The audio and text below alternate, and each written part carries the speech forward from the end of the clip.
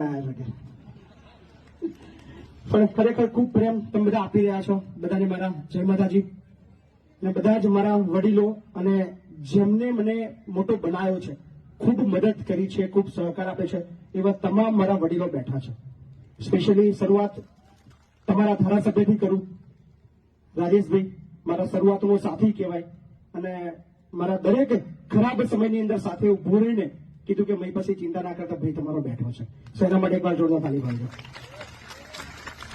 કનુ કાકા બી છે જે હંમેશા કકલા કપડા માટે ખૂબ મહેનત કરે છે. કાળુ કાકા છે, અમારા પરમ મિત્ર, અમારા મોટા ભાઈ એવા ધવલસિંહ. અમને પૂછતા હતા મને કે તમે શું થાવ, પછી કે તમે અમારા જમાઈ થાવ. ખૂબ પ્રેમ આપે છે. અને હવે તો કદાચ એક કહી દઉં કે મારા દીકરાની બી સાસરી તમારા કપડામાં થઈ રહી છે. હવે ઓલવેઝ તમારો મહેમાન થવાનો છું. Thank you. ખૂબ આનંદ આવી રહ્યો છે. અને શરૂઆતના વખતે તો હવે એમાં જ હું કહી દઉં, મેં ધવલસિંહ જયારે એમને ગાડીમાં આવતા ત્યારે એક વાત ચોક્કસ નથી કરી કે એક મેસેજ આપવો છે કે પ્લીઝ આ મિટિંગને સમાજની મિટિંગ બનાવજો, રાજકારણની મિટિંગ ના સમજતા. અહીંયા કોઈ ભાજપ, કોંગ્રેસ, આમ આદમી પાર્ટી કરવાની સમાજના ઉત્થાન માટે આવ્યા છે. અને ચોક્કસથી આ એટલા માટે બોલું છું કે જયારે ક્ષત્રિય સમાજની મિટિંગ થાય ને ત્યારે જ આ ચર્ચા થાય છે. બીજી કોઈ મિટિંગની અંદર ચર્ચા થતી.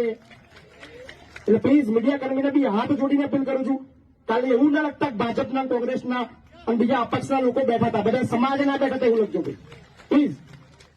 આગળ સમાજ બેઠો છે એટલે ઓલવેઝ ભલે પાર્ટી અલગ અલગ હોય, વિચારધારા અલગ હોય, પણ ઉદ્દેશ એક છે સમાજ આગળ જાય. એના માટે બધા દોડે છે. એટલે એમની ગરિમા જાળવું છું.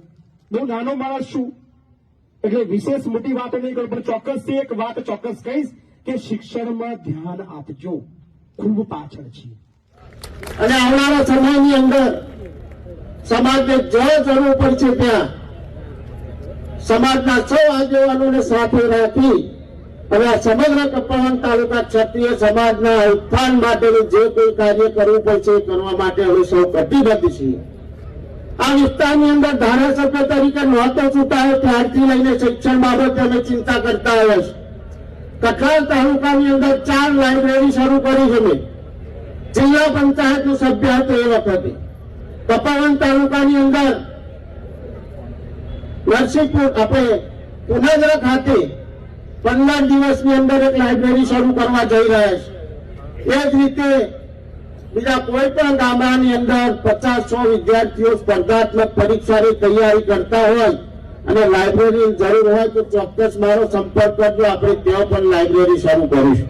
તો તાકાતથી આપણે બોલીએ, બોલો વીર ક્ષત્રિય ભાતી ખત્રી મહારાજ કી, બોલો વીર ક્ષત્રિય ભાતીજી મહારાજ કી.